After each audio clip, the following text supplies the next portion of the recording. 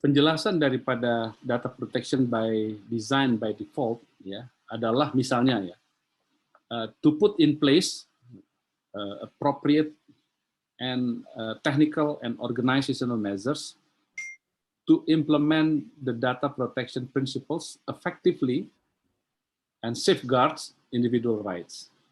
Kemudian to integrate or bake in data protection into your processing activities and business practices from the design stage right through the life cycles. Ya.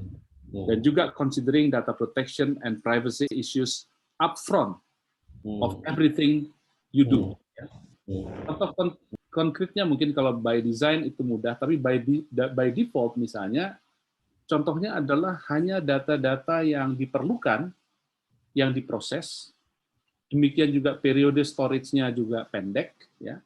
Kemudian juga aksesnya yang diberikan terbatas, sehingga by default data pribadi tidak dapat diakses oleh banyak pihak atau pihak-pihak yang memang tidak memerlukan data tersebut. Itu mungkin sedikit penjelasan mengenai data protection by design and by default dan contohnya, terutama yang terkait dengan data protection by default. Mungkin Prof. Abu ingin menambahkan sesuatu, silakan Prof.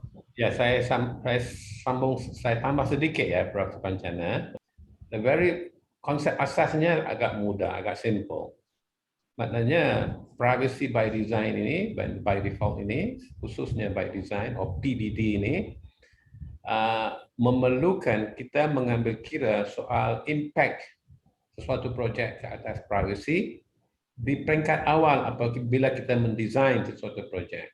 In simple terms, privacy issue ini bukan menjadi sesuatu yang afterthought. It's not afterthought. Maknanya dari segi awal, di peringkat awal apa kita mendesain sesuatu projek, kita harus mengambil kira isu-isu mengenai impact projek itu ke atas privacy. Sedikit tambahan.